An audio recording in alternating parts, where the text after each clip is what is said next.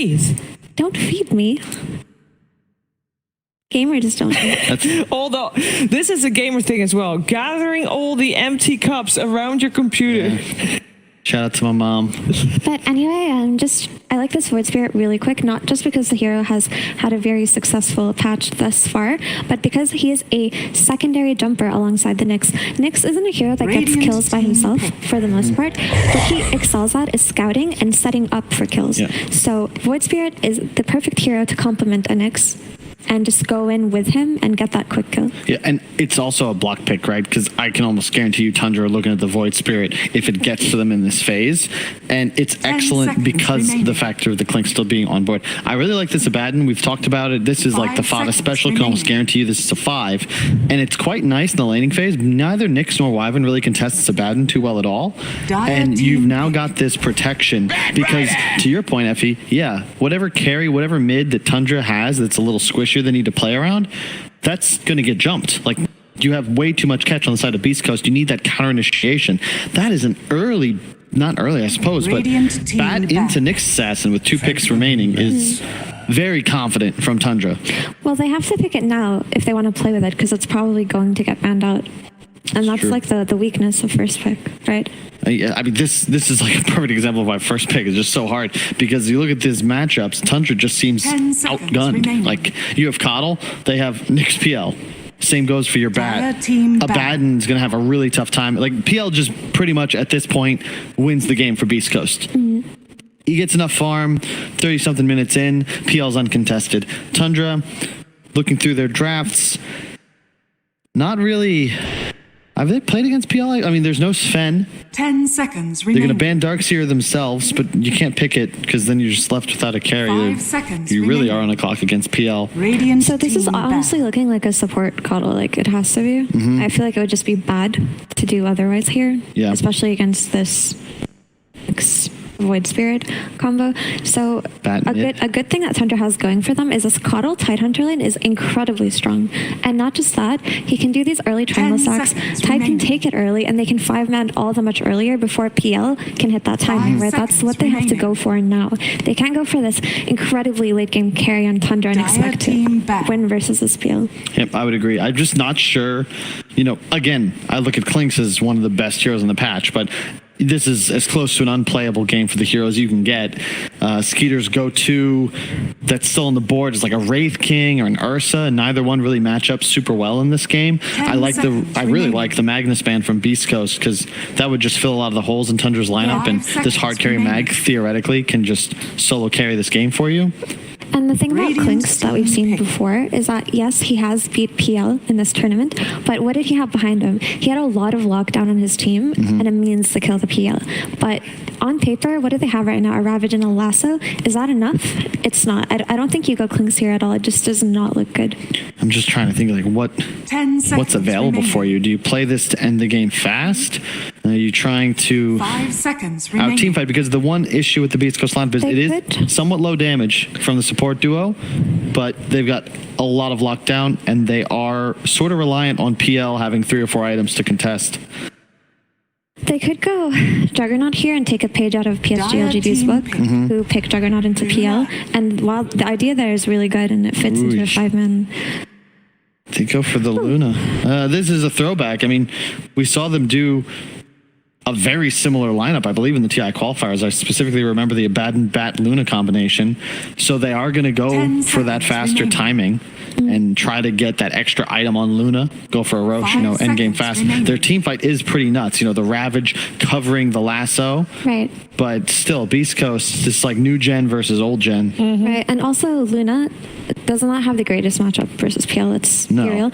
And she got nerfed on lane, but she can fight early because she has that aura that she provides for her team. She's going to carry that farms for the ultra late game, right? So that's what they were going for her here. It was either the Luna or the Juggernaut. And or they the just Clinks still? I don't think the Clinks is a good pick at all here. Okay. For reasons we mentioned, right? It's way too easy to get on top of them. Okay. So Luna makes sense in what they're trying to do, I'm just a bit concerned with the hero's overall weakness at the moment. Well, you made all these good points about why Clinkz wasn't great, but I feel like all those arguments apply to Luna. Yeah, for sure. In fact, even I would say worse. Here's the thing. The reason why they got Luna is just the aura that she provides, so they can end earlier, right? That's what we're talking about. They're going for this 5-man with Tidehunter. Clinkz does not give 5-man. I dig this. Yeah, it's a Whisper Lesh. I was going to call this, but we were too busy talking. Like, you said the supports lack damage, so what does Beastcoast do when they lack damage? They pick Leshrac. It's their bread and butter hero. It's really good in this spot. You have the melee Nyx Assassin as your laning partner. Maybe Darkseer would have been appropriate, but it's banned. So yeah, exactly. Low damage supports, but a lot of lockdown and control.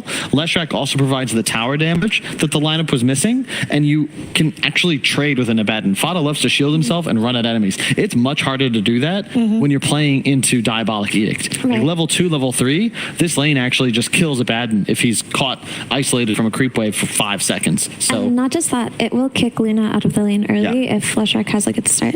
So I'm really liking this Beastcoast drop. Yeah. It ticks all the boxes for me. And with the Coddle first pick, there were already a lot of answers, of course, on the side of Beastcoast. So Tundra actually puts Coddle as position 4, Tide still as a 3. Think that's a clever decision as well? I think it's the right move. You kind of have to. The Shiva's timing is going to be big, and having the Blink Ravage. But end of the day, I foresee pain in both of our carries' lives. Like this I'll be surprised if either one is still in lane at 7 minutes. But Tide needs to get a good start. He needs to build the team fight items. He needs to just go. He needs to be the leader of his team, right? Okay, well, let's see if 33 can do that on his Tide, and let's see how this game is going to play itself out together with Sunsfan and Cinderin.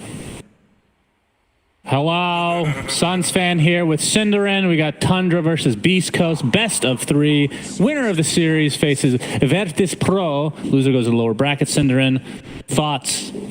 I think the two drafts are pretty even. I think the two teams might be relatively evenly matched. They obviously came from different groups. That's why they're facing each other now. Beastcoast got first place in their group with, I believe, a 7-3 scoreline, and Tundra got second with an 8-2 scoreline, only losing to VP, who 2-0'd them, right? So, yeah, I think it's going to be pretty close. I'm with the panel of the stuff they said about what makes the lineups good and what they're going to try to do.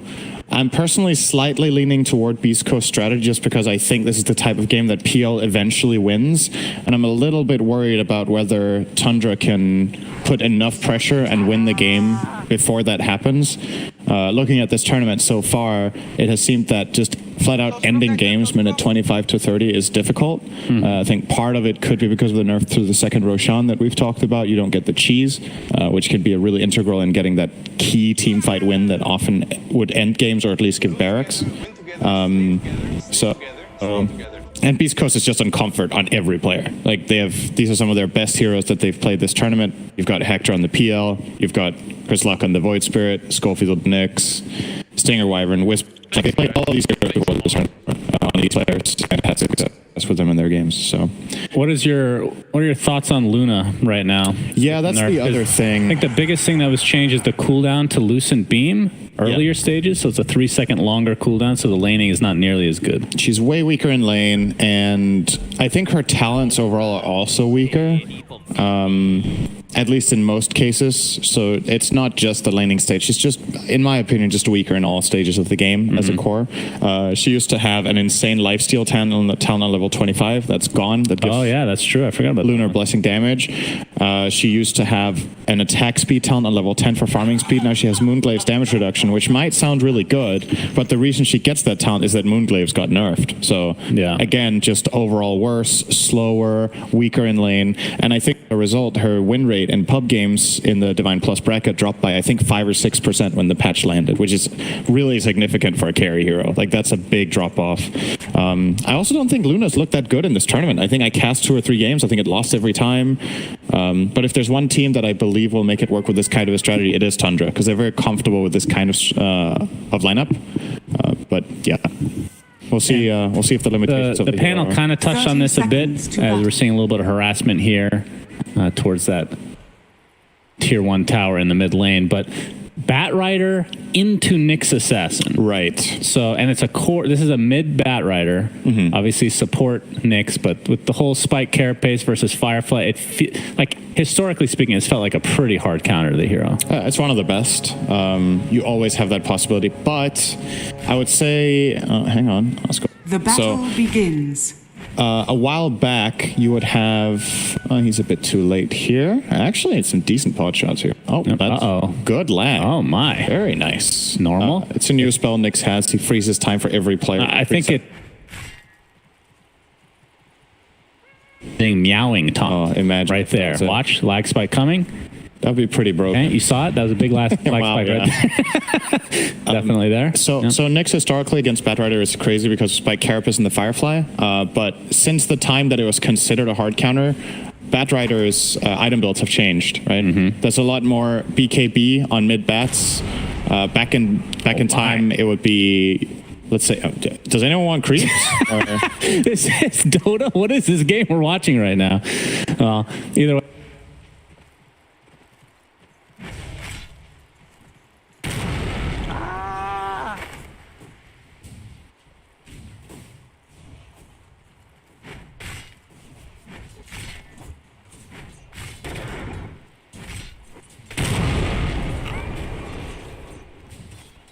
Unworthy. Moon's blessings. Dire's top tower is under attack. First blood. Forgive me. First blood.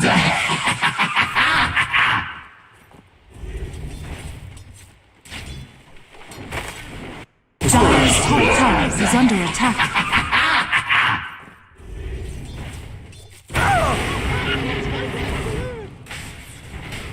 Radiant's courier has been killed.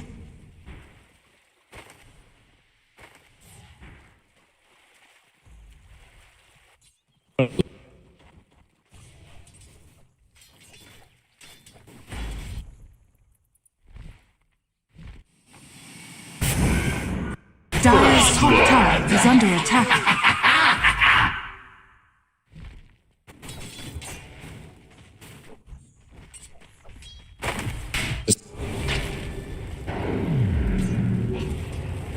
True power attracts its own kind. Hey! Has permission? He attempts to run away, but no way. Yeah, not able to take. I mean, it is a melee hero versus Batrider, so we can't be super surprised. You cannot get 7 stacked. It does not matter what hero you play. Well, unless you have a Dispel, right? Any hero that doesn't have a Dispel, you just don't let that happen, really. Right, Snaking might kill Stinger here. I don't know if he's going to find a way out of this. Yep, Dragon versus Old Man on Horse. Who will win this matchup? Might attempt a deny. No. He could just run away. He's actually relatively fast. I think Wyvern is a female hero, right? So I'm sure Caudle has a line for that. That's true, actually. Caudle flirts with literally every female hero in the game. It's kind of an old creeper, like you said. Did I say that? I just said old man. That doesn't equate to old creeper. Basically the same. As 9 is going to come from the other side, and now they're surrounding Stinger, attempting to go for deny again, but Snake King able to snag that for himself. Yep.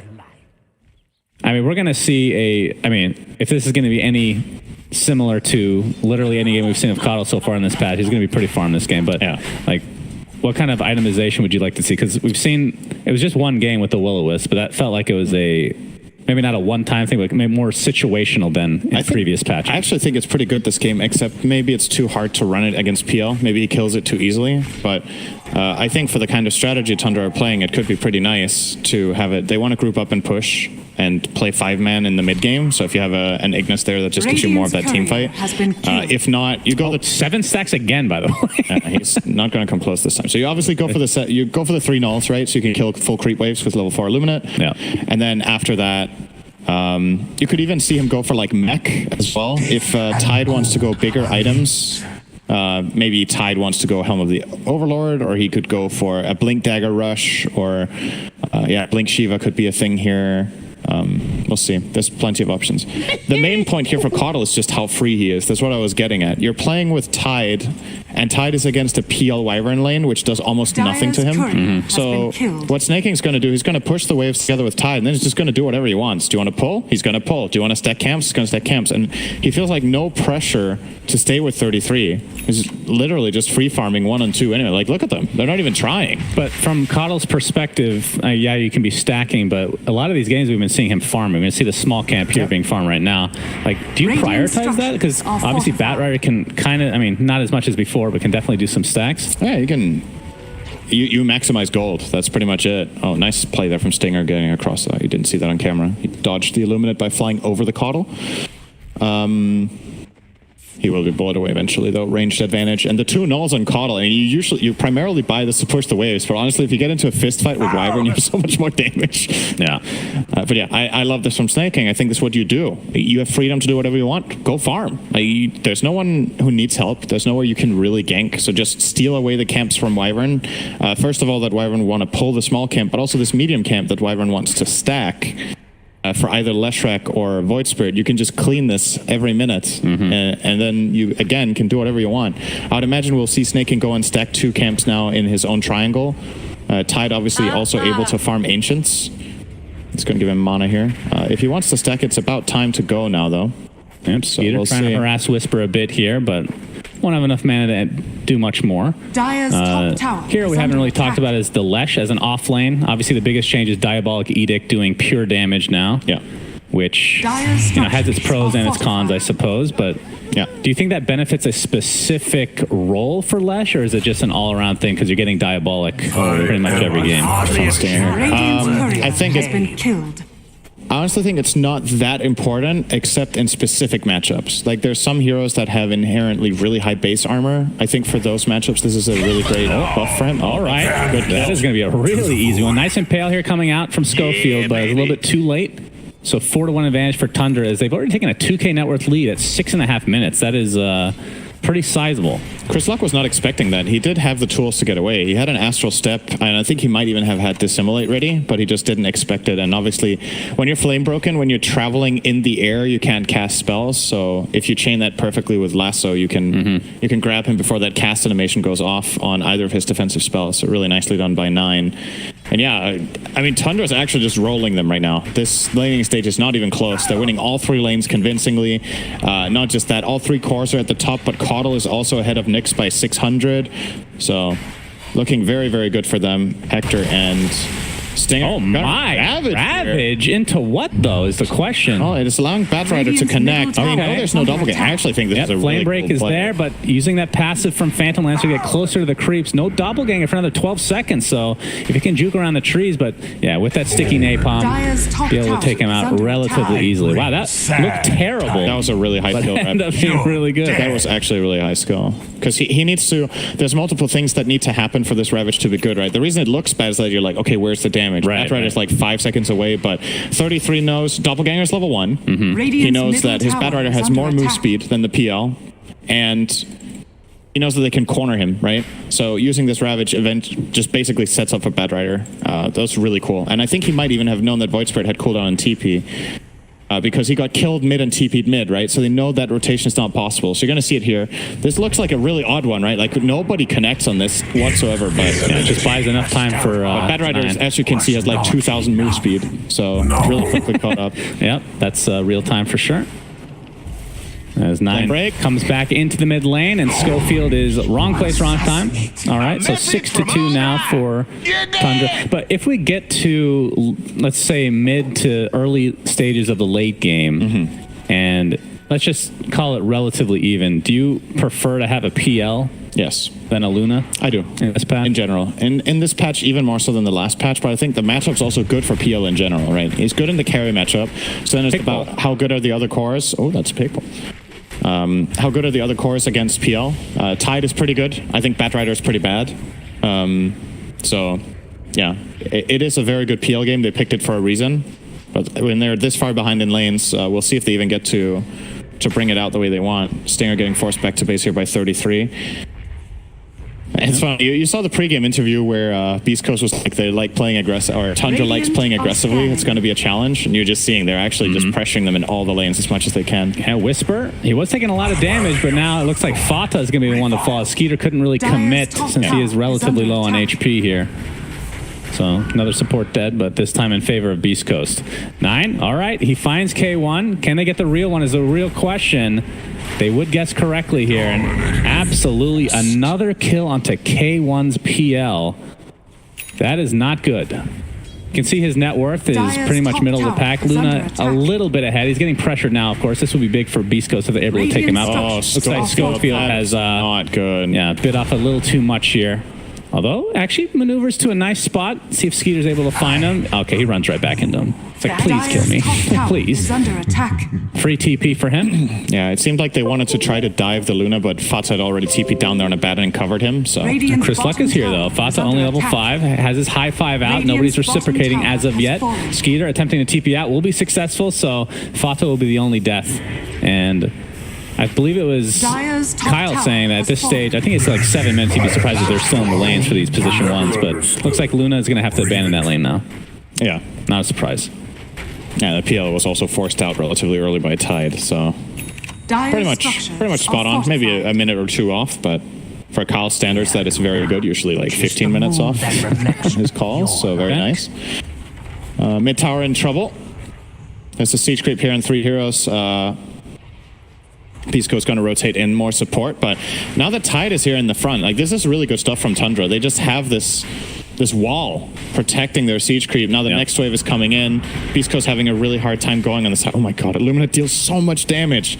It took half the Nyx's health. It's just filthy. You do have Spike Carapace for that, theoretically, right? So you have a counter of sorts, but...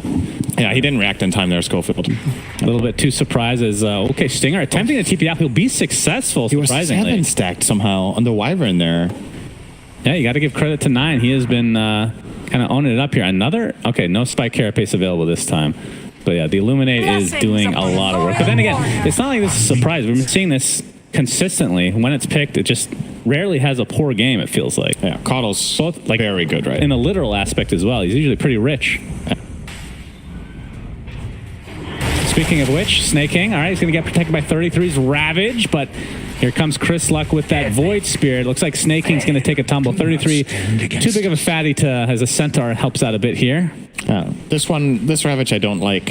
I think even if it would have saved the Coddle, I personally don't think that's worth it. You want to have this Ravage to go and contest a tier 2 tower or threaten Roche. You have a Luna lineup. It is possible for you to get it done, especially with a Batten having the Curse of Avernus and just being able to protect you. So...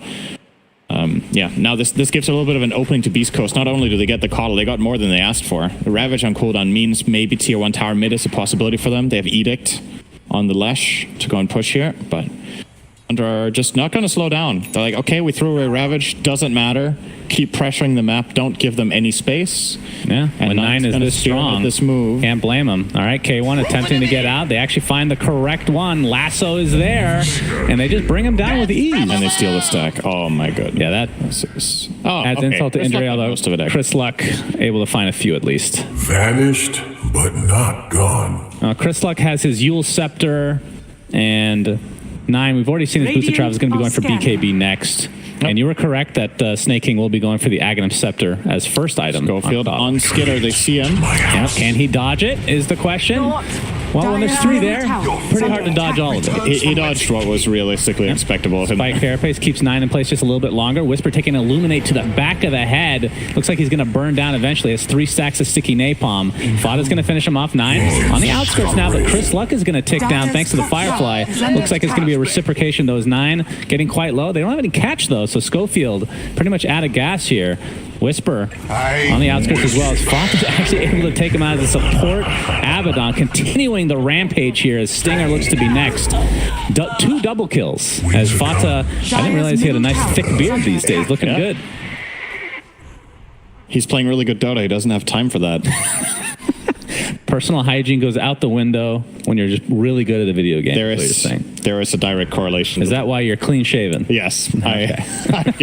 I've lost it all. K1 again, just getting pressured constantly here. He does have Diffusal very soon, another 100 gold or so. But that's a pretty late Diffusal. 14 minutes. I mean, if you see like a hood or some like starter item and then that makes sense, but that's not the case here. Most Diffusals we've seen on a good timing on PL this tournament has been 11 minutes. So he's 3 minutes behind, which it might not sound like a lot in the grand scheme of a whole game, right? But 11 to 14 is a really big deal compared to like 30 to 33 minutes, right? It's the ramp up. It's the fact that you haven't really been able to fight very much until now.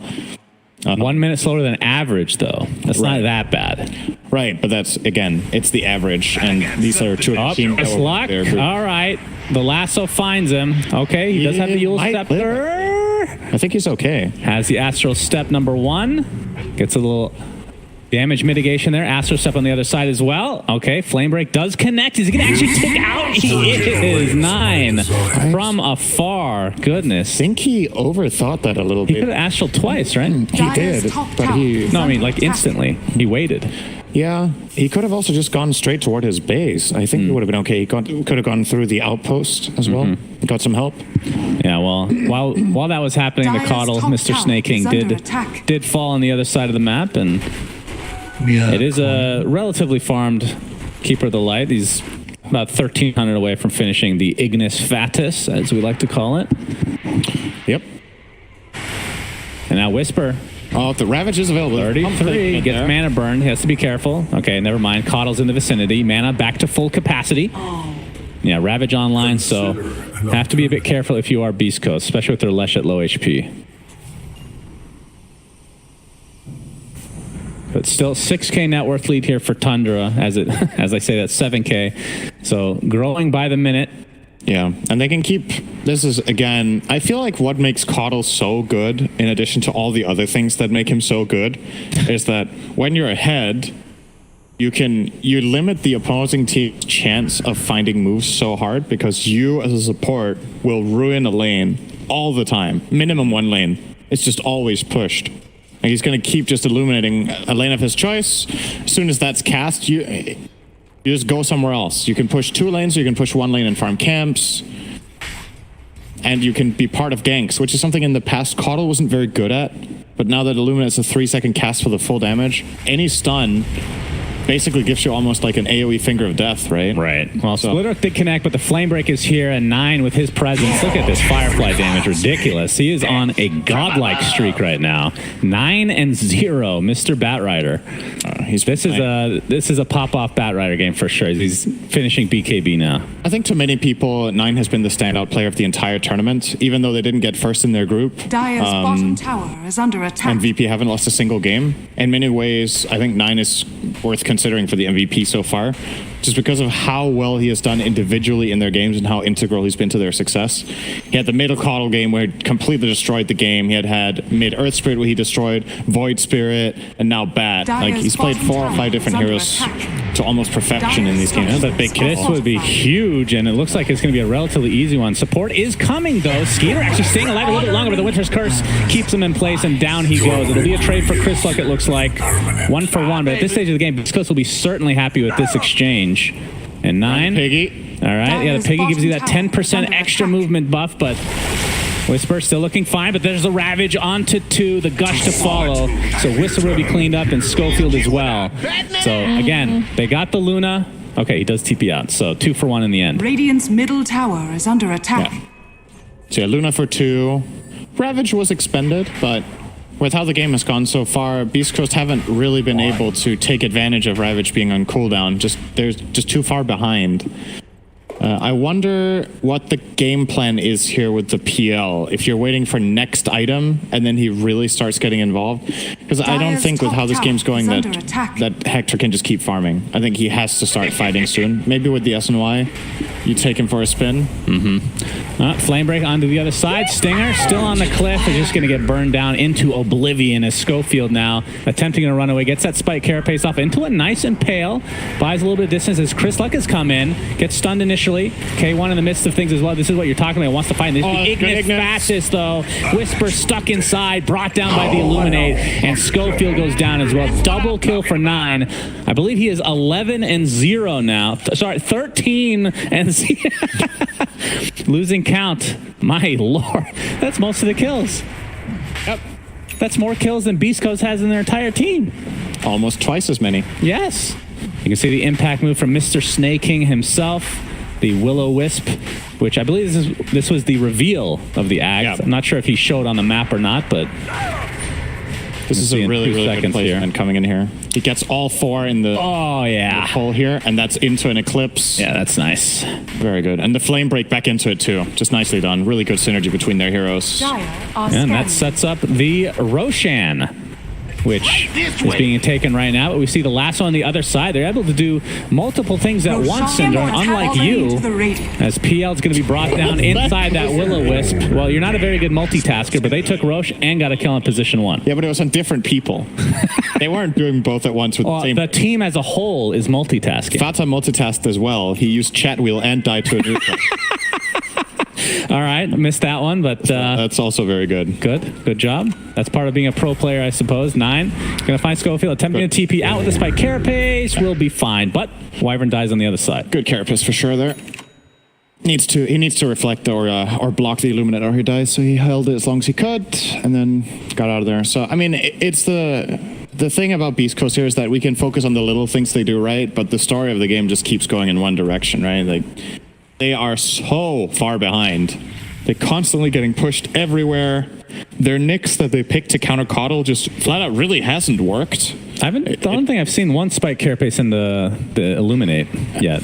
Maybe one, but it hasn't led to a kill, and it hasn't stopped Snaking from doing the hero's jobs. Shivas on 33. All right, into another Will-O-Wisp. Schofield stuck in there, along with Mr. Stinger. 9 has come for more kills. Winter's Curse is off. Abaddon going to be beating his own team up, but there's the Ravage. Connects onto 2, and this is just looking worse and worse for Beastcoast. But BKB popped by Whisper. K1 in the midst again. He's just getting ticked down slowly but surely as a Firefly just decimating him. 12k net worth lead for Tundra, and it doesn't look like they're stopping now, Cinderin. Nope. The fact that Will-O-Wisp has a 60-second cooldown is a little weird. Feels like it's up for pretty much every even mini engagement. Yeah, so how long is the with cooldown? Dr. Magic What's as well. the cooldown theoretically? So 60, and then every 8, you reduce it by 6. Has fallen. It's... Are you doing math again? Yeah. Oh boy, we're going to be here for a while. It's less than 60. Okay. It's probably like... Very good. That's... I wouldn't have guessed that it would be less than, you know, with a cooldown reduction spell like that. It's about 33.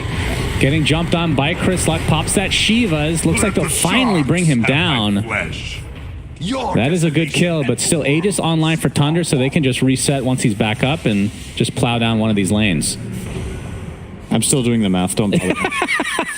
You know, there's a calculator on your computer you can make use of. It's really advanced math. The calculator can't handle this one. All right, Will-O-Wisp again. Looks like they'll find the kill on the Wyvern to start things off as Chris Luck getting really low. Has to get out, and Whisper just left to his own devices.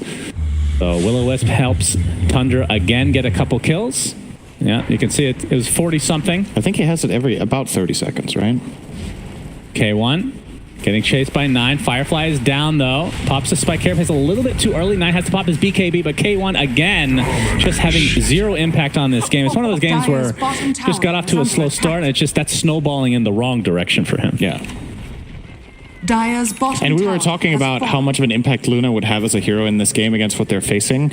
I feel like with how the game has gone so far, Luna hasn't even been integral to what they've done as a hero, right? Like Skitter has been in a couple of fights with Eclipse, which has been nice, and he did pretty well in his lane. I don't think they stomped them bottom by any means, but they won slightly. But he's just been free to farm, and again, a lot of it for me just comes from Tundra's understanding of how to push creep waves. The Coddle as well as Bad Rider are just shoving them out all the time. He's dying. He's actually just dead. The flame break's pretty good. How long does that last? That's pretty good. He does have a shard. Forgot about that. Isn't there also a talent? All right, Impale is going to connect. 9 is basically out of mana, but here comes Snaking. Mana has been giveth.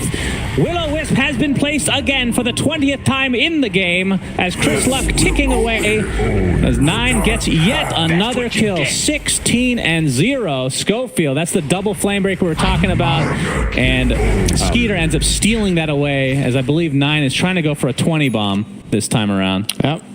Dire's top and getting recalled back. If he wants to get 20 kills, he's got to hurry up here. Yeah, bring it back in. Please hurry. Yeah, my point with the Luna was, I think with how Tundra played in this game, that hero wasn't as integral to the strategy as we were expecting. I think it could have been other heroes as well. Skitter did his job, but didn't need to go out of his way to be in every team fight and to really be like the centerpiece. In this game, the centerpiece has been the Bat Rider. It's been in 27 out of 31 kills. Yeah, it felt like he just completely carried the game. This hero gets really enabled by Abaddon. I think that pairing is super strong. The thing Bad Rider always wants to do is run in and get his damage off, but you're a little bit exposed and at risk when you do that. Yeah. But with Aphotic Shield, you just have so much more freedom to play offensively. Schofield might die. Oh my god. Will-O-Wisp has been full duration here. The Aegis has been reclaimed by Roshan. Oh, nice Winter's Curse, but it is on Mr. Abaddon himself, so that is not very nice. Actually. I thought it was good, and then it looked really good, but it was on the wrong hero. It looked great. As Chris Lock getting chased now inside the base. 18k network lead here for Tundra, so 32-second cooldown apparently. It's Nick and Void. Okay, Void Spirit just gets deleted from the map. I'm sorry, that looked way too funny. Synderen's maniacal laughter continuing in the background as Tundra tries to clean up some barracks here. Please give us a replay on that before we cut the camera. Please give us a replay of that Void Spirit. He astral stepped in and instantly died. It looked like a kamikaze move, you know? He flew in. I'd have to see it. I missed it. He flew in to instantly die. It was too quick. In the middle of everyone. That looked really funny. Too quick for me. Okay, yeah, what a great way to go out, though. 9 absolutely dominating this game on back.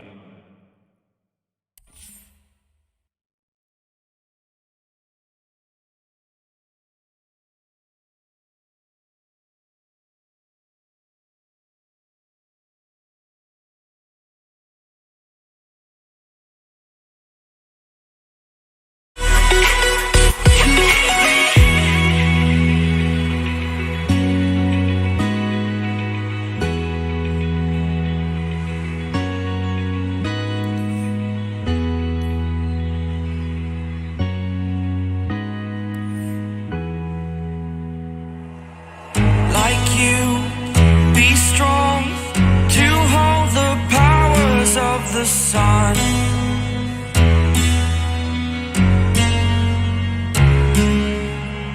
to dream, believe in strength. Now I'm the only one, only one.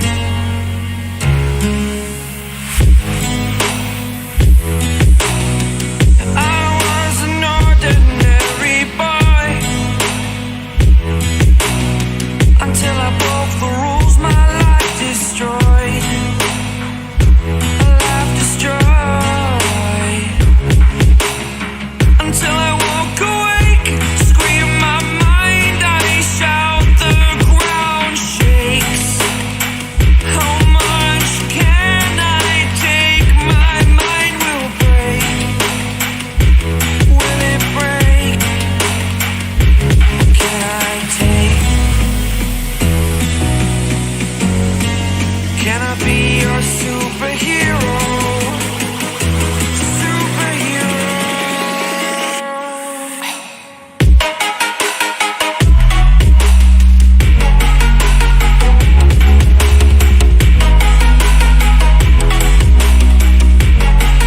Can I be your superhero?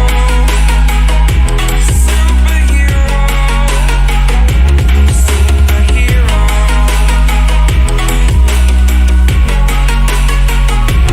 Superhero.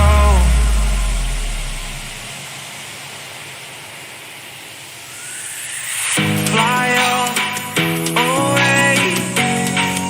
It's the first time of today. Today.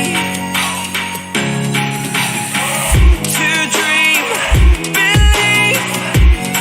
You are the strength, you're all I need.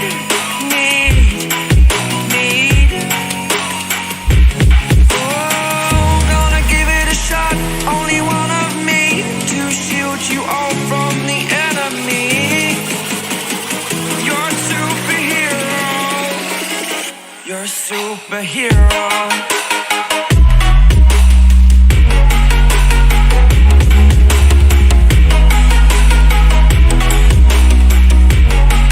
Can I be your superhero? Superhero. Superhero. Superhero. Can I be your superhero?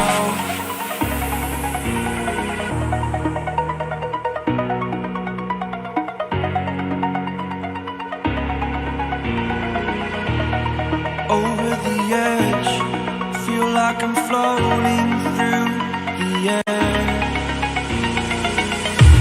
The pain I felt is paid for, all is said and done.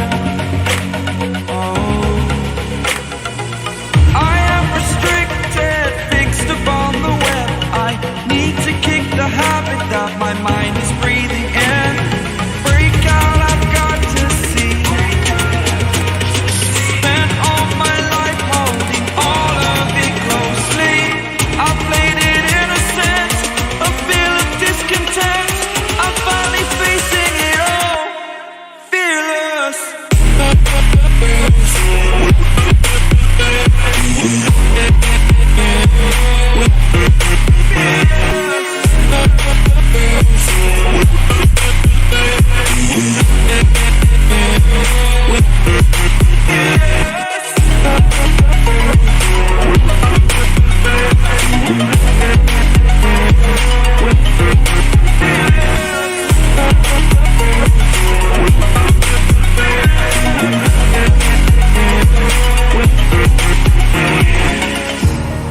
Burning the bridge that keeps us.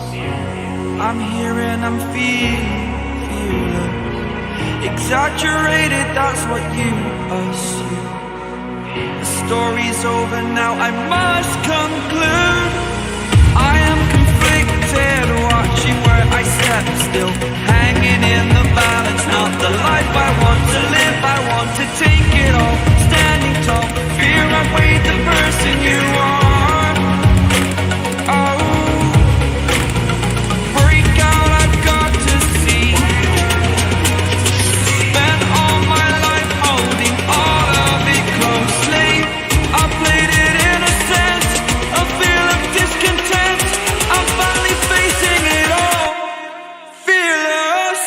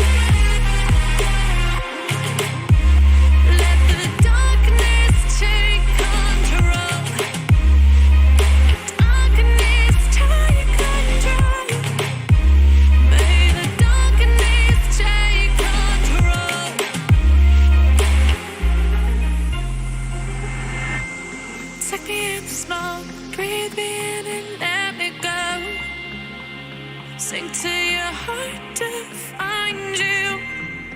Open up your eyes till you're blinded by the lies, so you can see what you do. Restless every time we start locking eyes. Lost control. Oh, it's paradise with honesty, but I'm in the dead of the night. Teardrops on the floor. The pain is over. Feel the darkness take control.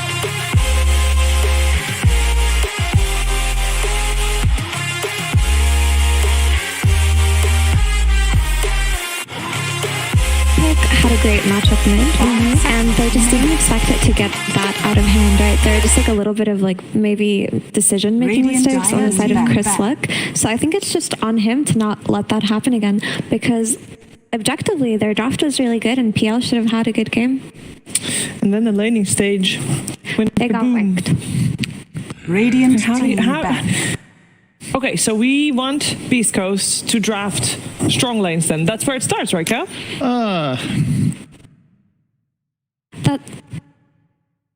Why are you smiling?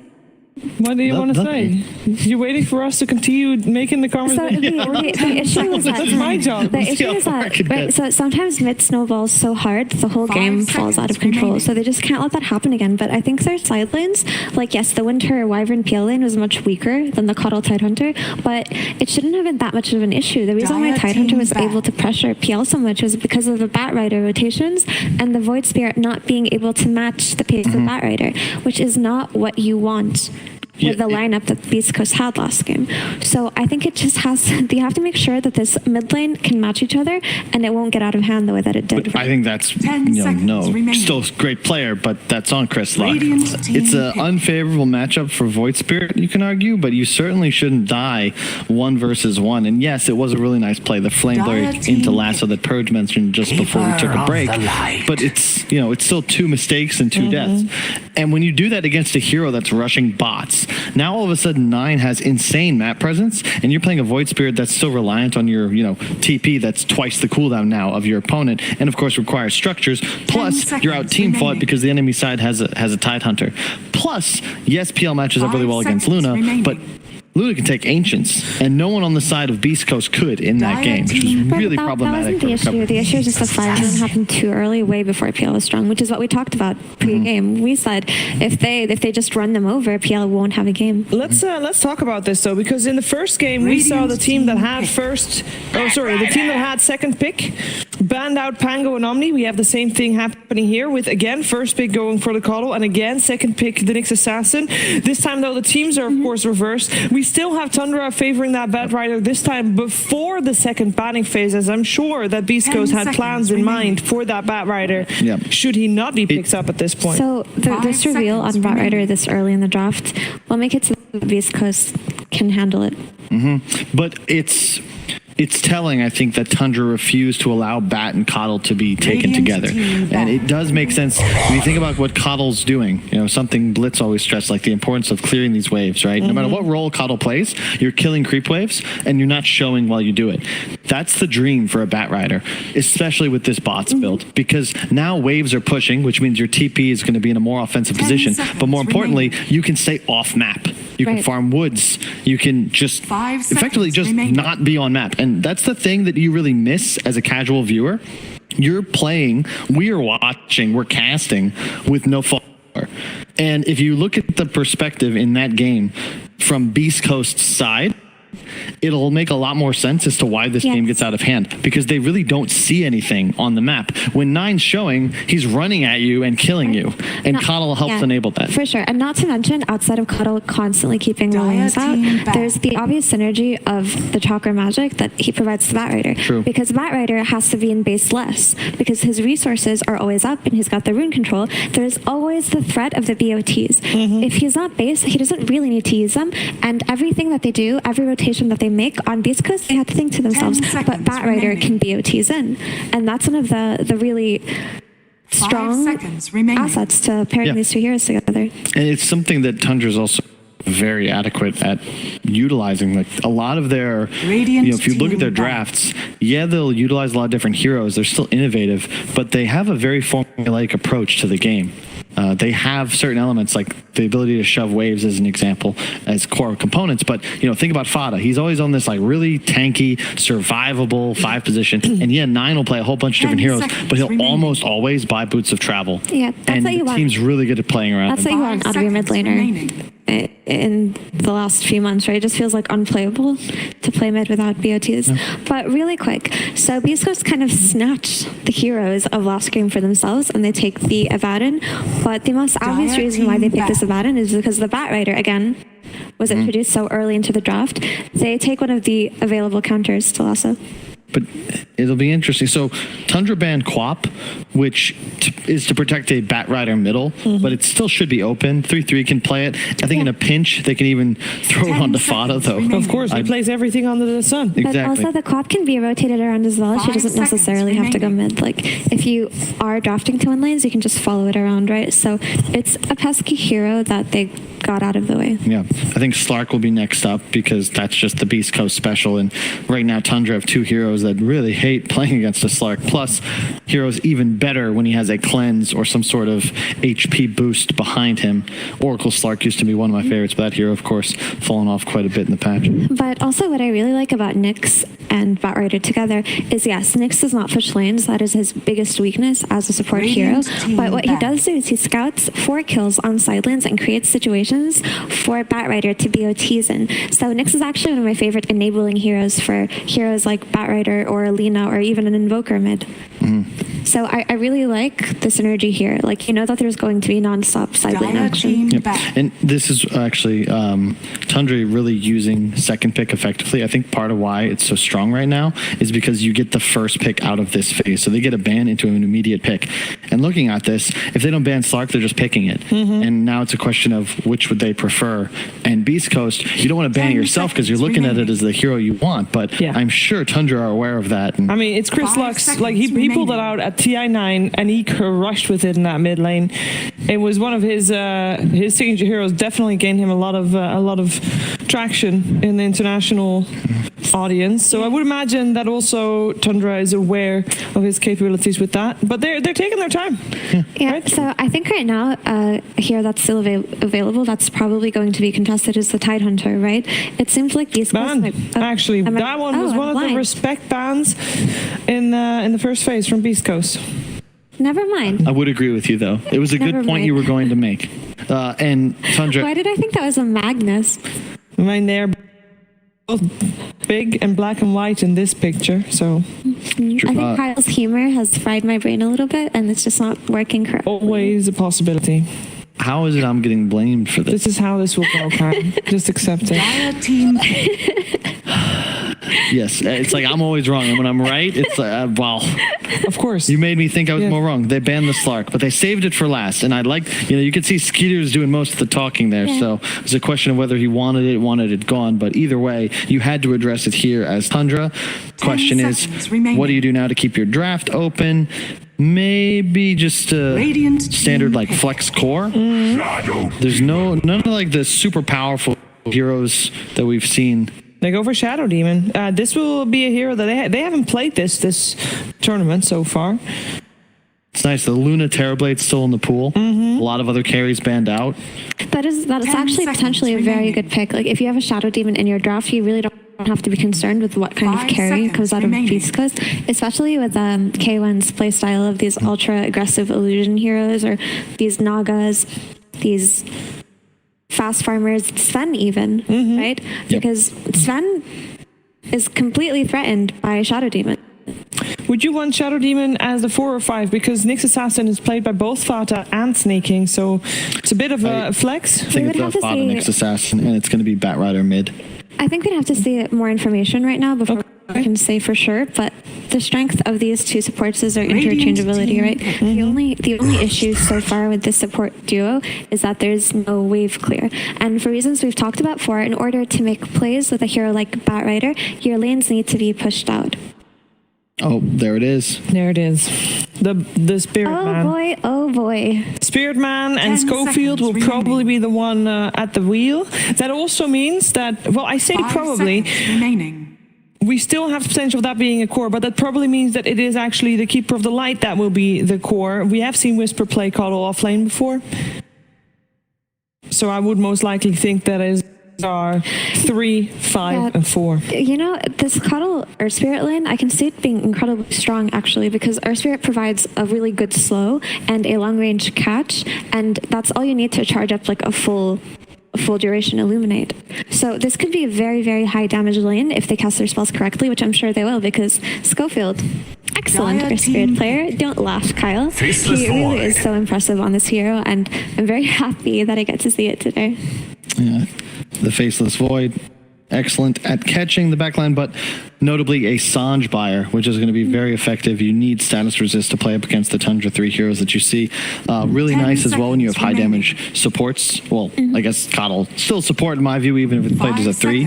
But yeah, to your point of view as well, Coddle, if it is laning with the Earth Spirit, you can keep the lane kind of constantly shoved. So Earth Spirit is free to just roam. Yeah, or just, if anything, stay off map. It's so much more annoying to play middle, especially as something like a Bat Rider. You want to play on enemy hill. You want to stack napalms. You want to be really aggressive. It's a lot harder to do that if there's always an ES who's missing. And also, Earth Spirit loves to roll in with something like Abaddon, who can give him a shield when he gets stunned, because one of Earth Spirit's weaknesses is that he goes in, he gets disabled after his first roll and can't cast his spells until he has his BKB way later in the game. So it's nice to pair this hero with Abaddon in that sense. And just to like divert the conversation really quickly, the thing about Faceless Void lineups is that your lanes always have to be out so you can make plays with Chrono. You can't smoke and make a play with Chrono if the enemy team knows where you are, if they see you pushing a lane. So there's a lot on this Coddle's shoulders to make sure the lanes are always out, which is why they've given him farm priority here, I think, because that's how they'll be able to enable this Void lineup. I agree. The issue with Tundra's draft is really there's no wave clear outside of Bat Rider, which might be an issue because Bat Rider is going to be constantly showing on lane because he's the one who shoves it out. Shadow Demon can, but it's not that efficient. And Nyx doesn't really shove lanes, and neither does Doom. So don't underrate Doom. You know, with the change to the CD on your fire, you basically have one per wave. 35-second CD all levels now. This will most likely be a 3-3 hero. I've seen him played against it a few times. He actually has this quirky build. He skips Midas. He goes for Hood into Radiance into Eternal Shroud and just super high damage, like Shiva's, like all of this magical ability. But it's just really nice against an Abaddon because obviously Shield doesn't remove Doom.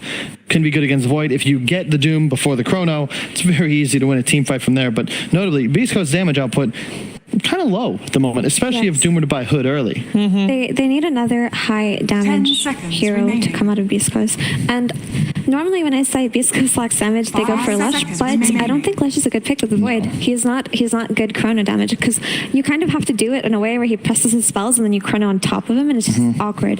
That's not what we're going for here. I'd really like something like a Death Prophet, but if I'm laning mid against a Bat, I just feel bad. And actually, Yule's heroes are kind of unplayable against Shadow Demon because you just come right down once you get purged. So it'll be interesting to see what Beast Coast go for. And notably, like, they don't have last pick. This so being first pick is actually just so rough. I just feel bad even thinking about my thought process if I had to be here. This Lena pick was perfect for Beast Coast and ran it out. So that's a really good read on that. I'm not really sure what's left exactly for Chrono damage. I can tell you what he played before with the Faces Void. It was the Underlord mid. Did not work out. Not a fan. He also played AA, Darkseer mid, what he did, Wind Ranger mid, and Mag mid. Wind Ranger has potential. Of the ones that are still in that. It's not great. I actually think you'd rather play a Magnus, but that's the thing. Bat mid, just especially after the changes, like it's just a better hero in the lane now. It's just, what do you play against Bat mid? Like you go for this fast bottle build? Well, they're just banning Chrono damage here. And if they do pick Chrono damage now, the ideal heroes are out of the pool. It's rough. I wouldn't mind thinking maybe a Storm, but it's a bit awkward. Wind Ranger at your doesn't really do that damage into the Chrono either, right? But they go for the Wind Ranger anyway. Yeah, so that's pretty much what was left, right? Because they want a strong laner who can do Chrono damage. My issue with Wind Ranger is before she gets her talent, Wind Run is easily dispellable by Shadow Demon. Also, he can just save the target she's going on, and that's like a few seconds of her not really doing anything. So it's an excellent, like to your like ST is actually perfect. Like that is the hero you want against Wind Ranger. Yes. But there was nothing left that's better for Beast Coast. But also, she's easily controlled this game until she gets her items. So she kind of has to have a stompy start in order to play that high tempo, super aggressive Wind Ranger. If she doesn't, they have really good heroes to deal with her in Nyx Assassin and Shadow Demon. And knowing what I do about Tundra, this is where you bust ranking. out. How'd you know? How did I know? Yeah, that's oh no, it's a Sven. Was still the new and pool. improved. Still a knight, but of course has the two-handed great sword. But only has one life, so one good Chrono, perfectly positioned with damage coming in from the outside, could potentially make it work out for Beast Coast. Yeah, and really quick, so Wind Ranger's form of damage is physical, right? And they just pick Sven with his War Cry, which is just an added bonus. It's really nice. She shouldn't be able to shred through it that early on until she gets her Maelstrom or her MKB or whatever she's going for. So they still haven't fixed the damage issues on Beastcoast. They will, of course, scale on Void and Wind Ranger and do a lot of damage later, but they're going to have a phase in the game where they're going to be so dependent on spellcasting correctly and finding good opportunities that if they don't, heroes are just going to run away or get disrupted. Yep, and it's really tough for Whisper. You know, I would favor this bottom lane quite a bit for Beastcoast, but you're playing into a Nyx assassin, right? So you have to be careful with how you're blasting because it's just a 600 damage turnaround, you know? Nyx doesn't take it, I do, and it can be very rough to pressure the Sven as hard as you would want. And I think the Snaking Shadow Demon is probably the hero to watch. He's going to be easily able to stack Ancients for his Sven. As I've said, incredible against the Wind Ranger. You have also Save, because Beastcoast lineup, they have to kill you fast. It's the Chrono or the Shackle Shot. Like, you live through that, you're going to be able to turn things around. Yeah, we saw Nine's Batrider already in the previous game. Also, the obvious, there is a Doom in the game. Yes. So you can just Doom the face and he's in a pickle. I think my panel is thinking anyway that Beastcoast is in a pickle for sure. What do our commentators think about that? We're going to find out. Let's head over to Sin and Sunsfan. I like pickles. Cinder, how about you? Yeah, I would. I don't think being in a pickle is nice, but being with a pickle. I've seen a movie about being in pickle juice starring the great Seth Rogen. One of the worst movies of all time, by the way, in case you're wondering. The game is paused, so this absolutely useless conversation is actually useful to some degree.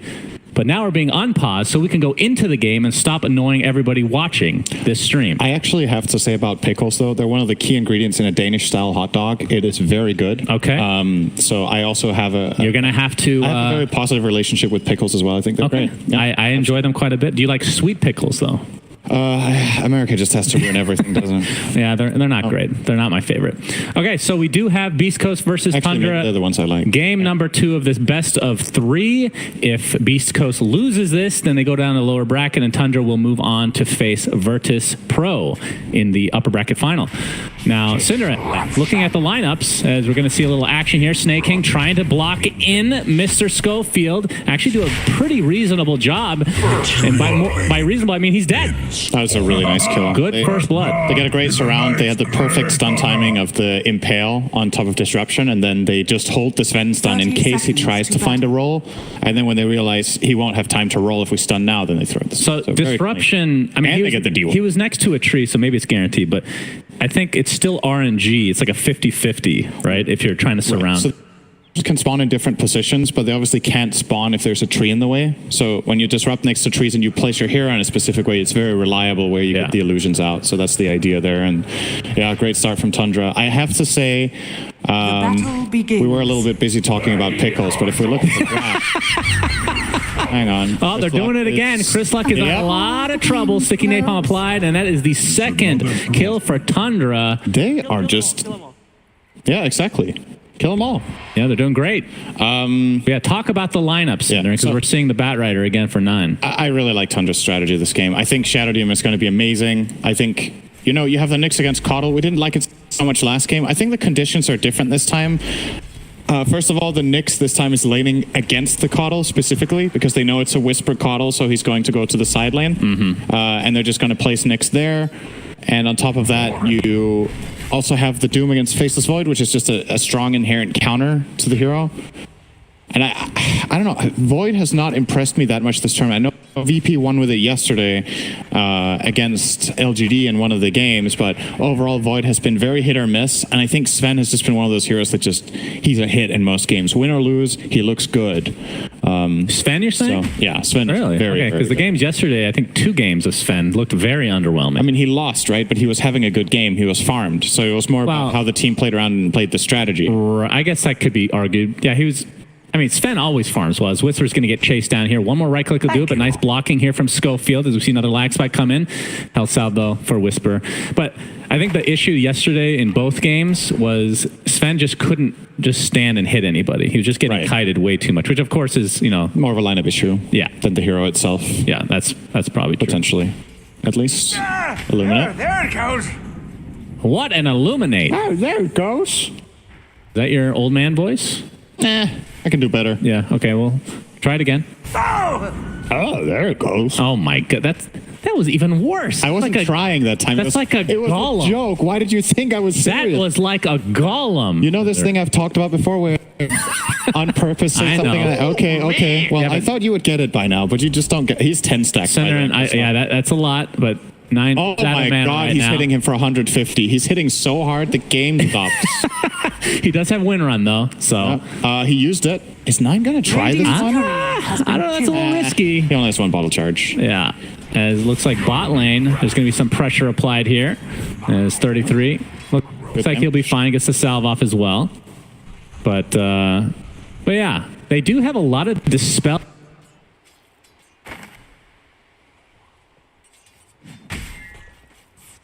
Radiant's courier has been killed. Radiant's middle tower is under attack. Denied. И очень круто сыгранный.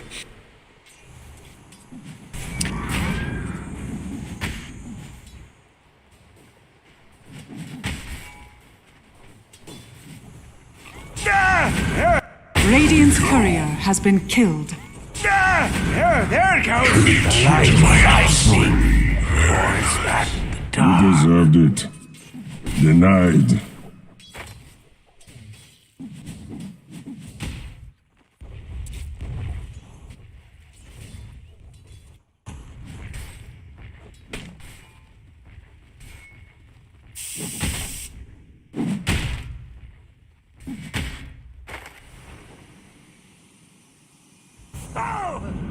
Perfect location.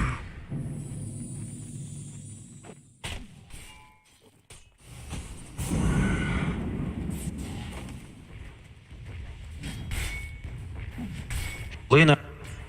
Rogue's thanks be with you.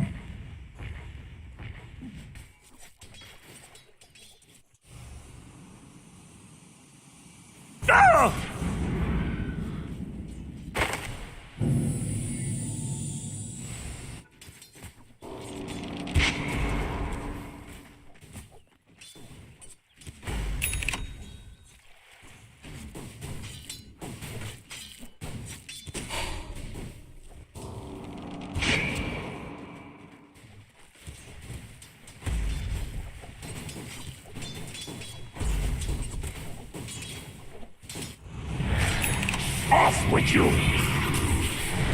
My, how you grow!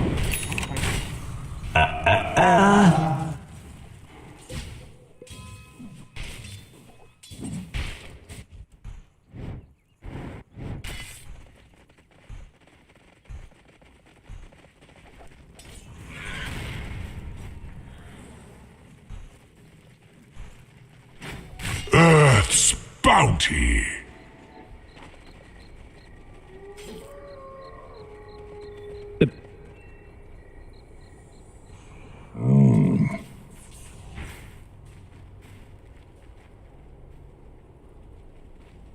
In the last patch, he was almost turning into like a, I guess the best way to put it is like a miniature alchemist, where his gold is just so inflated, but you look at the net worth and it's kind of deceiving in a way, right? So I'm sure that has been balanced out at least to a degree in this patch. Right, so now his net worth is a little bit more corresponding to his actual strength because he's just inherently stronger in base. Right. But he doesn't get those extremely powerful items as easily. Nice side step there from Fata dodging that. Yeah, they're definitely making sure to threaten Whisper up here. He's a coddle. He's going to get farm. But the most important thing is Skitter has 3 kills and 30 CS, and he's laning against the coddle. Oh, and my. 9 finds a solo kill onto Chris Luck. Man, we were just level 6. praising Chris Luck for being ahead in the CS, but CS doesn't matter if you're dead. That's I'm pretty sure he wasn't prepared. I'm guessing 9 found a creep that leveled him up while he had sticks or stacks on the... Oh, that's... I'm not sure who that helped more than the other, but I think 9's going to try to take advantage of this with Fata, but yeah, Impale will not connect. So yeah, 9 getting off to a good start now as Fata's just going to steal this rune in all likelihood. Chris Luck going for the focus fire with the beautiful shackle shot, and Whisper Illuminate does clip 9, and they're going to get, I guess you can call that a revenge kill of sorts, as K1's going to jump up with the time dilation, but Stinger's the one getting chased right now. Looks like he's donezo, but it'll be a trade, so 1 for 1 on supports. The moment you were born. K1 is really far ahead. He's level 6. Yeah. And the Doom just now cracking level 5, almost level 7 on Void. So this bottom lane has gone very, very well for them. Shadow Demon has even been out, as is shown there, out stacking a lot. So you would think Doom would get more solo experience as a result, but he's just been pressured so much in that lane. Yeah, you can see the discrepancy between the position ones as well. Void is sizable margin ahead of Sven right now, but of course Sven, with that great cleave, can catch up quite nicely once these stacks start get going here. Yeah. Do you consider Doom maybe one of those heroes that can kind of bounce back after a bit of a rough laning stage just because of Devour, even though it was nerfed a bit? Yeah, but like the timings are just different, right? So you don't hit these key items as well. So it's more about, okay, are you able to find fights with levels? I think having levels on this hero is always going to be strong. Is under attack. Yeah, wonderful item. Oh, God, I love it. I love it so much. Yeah, you would. Tumblr's toy. What a, just a great, I'm not even being sarcastic. I actually like that. Vata deleted. Oh, no. Illuminate. You could see the reaction on his face right there. That was the face of... I mean, he just played. Oh, no, that was Snake King. But Fata, they just played with a coddle on it. They should know. Right? Yeah. They know what they're giving up. Oh, Tumblr toy for equals. And a pig pole. Unbelievable. Pig pole? Pig pole. If it was a tier 5 item, pig pole, how would you buff it? Sheep the enemy and slow them by 10%? Hex yourself and heal to full HP and mana. Oh my goodness. And plus 100% move speed. Holy crap. Turn back time and make yourself invisible. Oh yeah, that's definitely. And rebuild all your towers over 10 seconds. So it's a channeling 10-second item? Yeah. Okay. But you're hexed, so it's balanced. Man, you should send that suggestion over to Mr. Ice Frog. Yep. I kind of like it. I think making tier 5 neutral items is actually really easy. You're like, what would be the most broken shit ever? And then you just put it in. Yeah, I don't disagree. I think that's great, though. You see how fast his fingers are here for Fata. Oh, he gets silent. Jump in. Nice Illuminate silence. clipped him as well. Finally gets up Spike Carapace into the Impale. 9 has come to play. And it looks like Whisper's going to take a tumble. That's going to be a big kill. That's a level 7 coddle. As Schofield looks to be next. Nice positioning there to stop that roll. He's just going to burn down. So 9 is under attack. helping out his comrades here for Tundra. So 7-3 advantage for them right now. It's Midas now on 33. Not too bad, considering that his start wasn't the best. Yeah, he's still going to go for the greedy build. Even with the nerf to this, he is maxing out Devour. Has 2 points in the Scorched Earth and 1 in Doom, so no Infernal Blade for the laning stage at all, which is kind of interesting considering Scorched Earth, or rather Infernal Blade, it's a pretty good spell against Void, right? It's something you don't really time walk. That's a pretty good spell against Void as well, but can they catch him? Doom applied, Flame Break not quite where they wanted it, but 9 is super fast, has the lasso, nice. Back you come, and down you go. So 2 quick kills, and that's the first Doom of the game. Very successful for Tundra. Yeah, nice and easy there.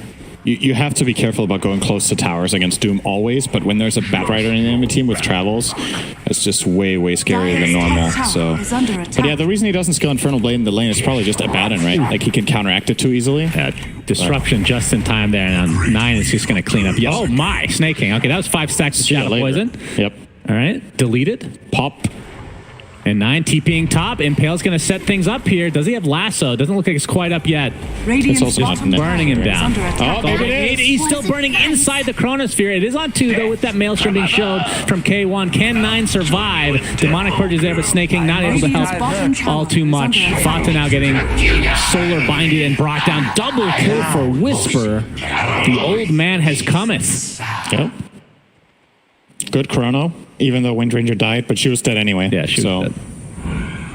Dire's top trying to take out the jungle camps here from Whisper's side, but it looks like we're going to get a nice impact move with the Chronosphere. This is one of the few times chronoing your teammate. It is pretty. It's fine. It gives 3 kills, right?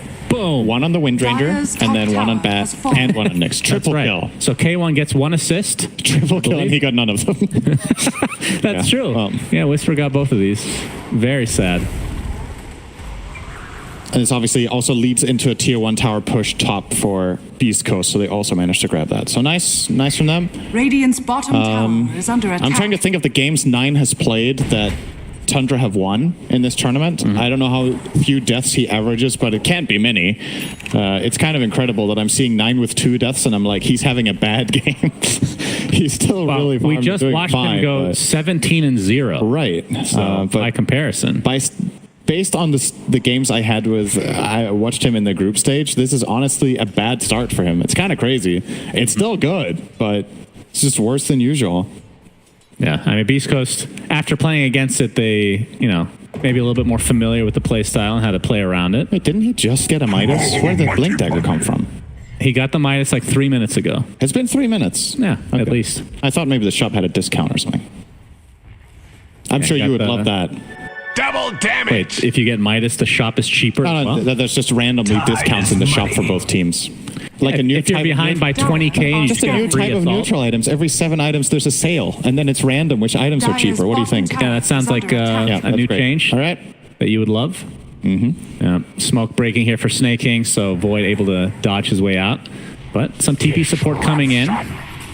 Disruption onto Stinger. Actually, a pretty good hero to disrupt because of the aggressive awareness. Impale onto Wind Ranger, and yeah, he is demonic purged right now. K1 jumping and trying to save his teammate, but looks like he's going to get doomed again. Wrong place, wrong time. I think he's chronoed as many teammates as he has enemies this game. Yeah, probably. It's actually pretty close. It's equivalent. It's equal. It's pretty close.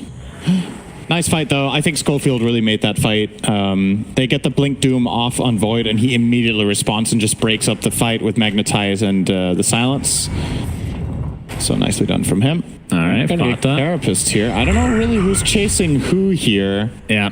Hey, Silence, though, prevents the disruption, and yeah, it looks like that's good. Shackle shot. That is a very nice kill onto 33 from Chrislock, so they'll take that any day of the week. Now, Snake King getting pressured a bit. We'll just have to back out. The roll in for Schofield, not going to be enough.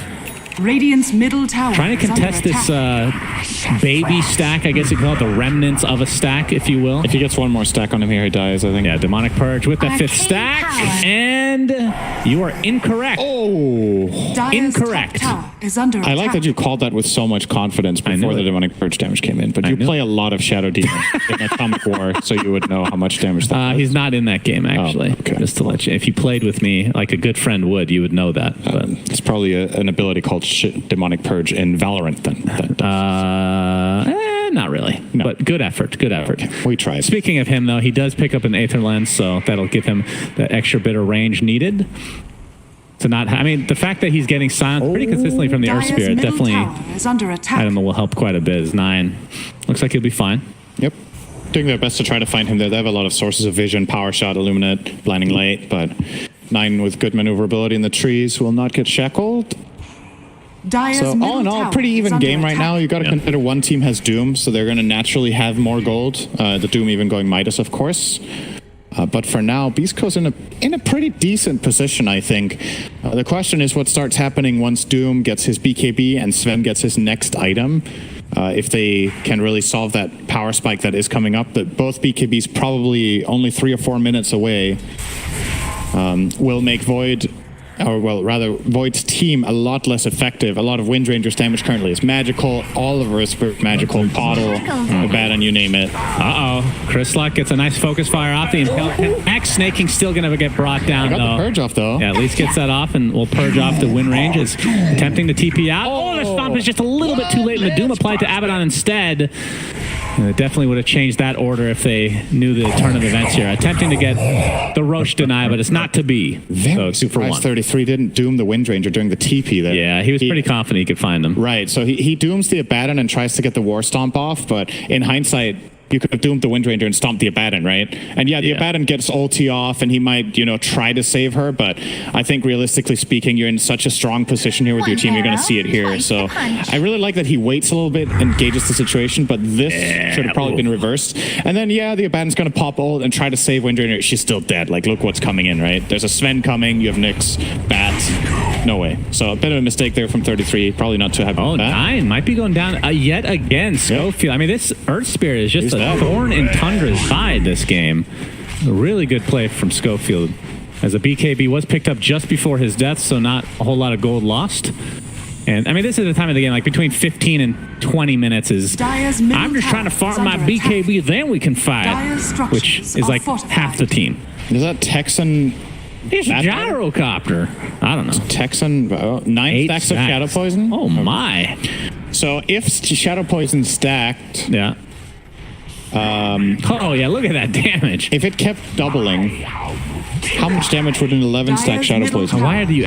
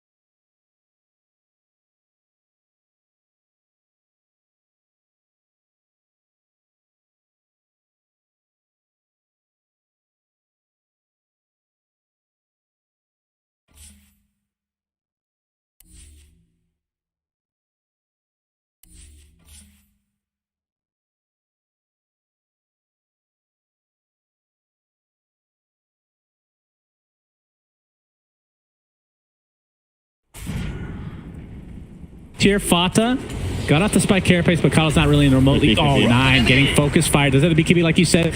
Gets off the lasso successfully. And Skeeter has come to play as well. They've purged off the win run already. The Chrono again onto one teammate, but does hit 2 enemies this time. So it looks like he's in the positive. Chris Luck just getting bursted down by Skeeter. And it looks like Void might be next. K1, time walk out.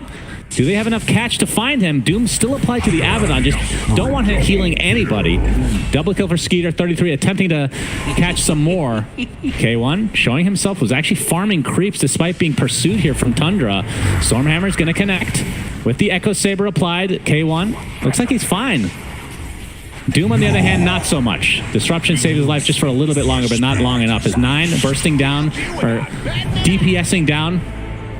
The poor Schofield Earth Spirit has had such a good game. Oh my God! What in God? He was doing such a good job of kiting Skeeter, but Skeeter just burst him down in the end. Stinger finally getting the revenge, but it's just an Abaddon in the end. And now Whisper and Sting are the only 2 in the vicinity here for 9, attempting to TP out. Looks like he'll be successful. K1 was, I felt like he was playing with his food there a bit. I'm questioning again these Doom choices. I feel like it's been Abaddon a lot of the time. I'm just trying to look at the pros and cons there. Like, why not just Doom the Void? Like, what's going to happen? Yeah, Abaddon's going to cast a bit of shields and heals, but you have so overwhelming damage that it doesn't matter. The Wind Ranger's dead. You know this when you go in and Doom. It's already out of the picture. If you Doom the Void, what do you even have to worry about? I think you just run him down with your Sven and kill him. But yeah, dooming the Abaddon there once again. 36,000 trillion damage? Is that the right way to say that? I don't believe our production. I feel like if that's the case, it makes sense that it doesn't stack like that. That would be a lot of damage. Now, I've seen Pudges with more health than that, Cinder. And Schofield looks like he'll be taken out in the top lane. Meanwhile, in bot... Oh, shit. Did you see that Shadow Poison? That was like 36,000 trillion damage. Killed him right away. 36,000 trillion... I want to know what, like... What's 1,000 trillion? Yeah, that's what I want to know. Like, it's trillion, quadrillion... No, then it's 36 trillion damage. Is it quadrillion next? Oh man, it's been so long since I went to school. for this useless information. I would have paid attention more in class if I knew that I'd be having this conversation 20 years later. Yeah, he would have been like, that's definitely worth focusing on. If you knew you could use this one time in 20 years for an irrelevant point, you would have definitely noticed. Oh, K1 time dilation. Does hit on one. Stayed in school too. The lasso with the BKB and the right clicks from Skeeter are enough. And look at Windranger. Chrisluck came in to try to help out his comrade, but it's not to be. And Beastcoast are just dropping like flies. They find the Nyx Assassin, but it's all for naught. I feel like there's a constant in every fight, which is Fata dying to an Illuminate. It's like every time somehow. That's true. It's like the one good thing that happens for Beastcoast. They somehow clip the Nyx with a random Illuminate, but easy victory there for Tundra. And they didn't even use Doom. So that is available if Beastcoast try to go for some sort of rebuttal here. Just the damage, they're overwhelming. Lasso into Sven, just blasting away with God Strength. And obviously Sven also sitting on the Brigand's Blade. Yeah. Which is, I like this item. Pretty cool. Should theoretically be really strong in Sven, especially when he gets crit. He will often, get heroes to half health really fast, and then if you could score a crit at that point with the Brigand's Blade at added damage, I don't know if that component of it can critically strike. I'm assuming it can. It's also good it just with adds flat damage, right? Soul Catcher, right? Theoretically. Yeah, that's true. That's very good with Soul Catcher. I mean, the first hero I thought of was Huskar with this item. Yeah. Because you're life breaking and... Yeah. It sounds cool in theory. I haven't really, you don't feel the impact. I'm sure it's having impact, but it's not like an obvious thing a lot of the time.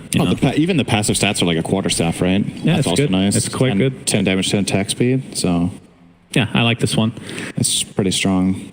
It's not as cool as Pigpole, though. Oh, I thought you were going to say Tumblr's Toy. Tumblr's Toy as well as Fata. Okay. Looks like they might find another kill. Onto Schofield. Yeah, he's getting completely surrounded, and they're just playing with him right now. So Skeeter right now has the BKB. He's got the Blink Dagger, Echo Saber we've already seen, and working on the Satanic. So yesterday the couple of games of Sven we did see is we're gonna there's the Doom. That's exactly what you want. Abaddon wasn't there. He doomed the Void. Yeah, he's getting healed by the Abaddon though, so you have to give some credit there, but he's gonna get chased down here. He's deniable, but 9 gets credit for that kill. Stinger's ult finally pops, but really to no avail. But see if they can finish around a little more. Yeah, War Stomp onto Chrisluck, keeps him at bay, but the focus fire into 33 is gonna be way too much, it looks like. Nope. Unless Disruption with the Soul Catcher. Fata still has impaled, but the BKB from Chrisluck comes through, and the focus fire is gonna be enough, but the Glimmer is saving 33 in the corner of the trees, and he dodges the Illuminate. Unlike Fata, actually gets off the Spike Carapace this time. Wow. So he actually lives. But 9 did fall, Synderin. Chrisluck did not see them approaching with the Shadow Demon, so he didn't pop his BKB, and the Shadow Demon, obviously Aetherlens, gets that advantage in terms of just surprising you when coming out of fog.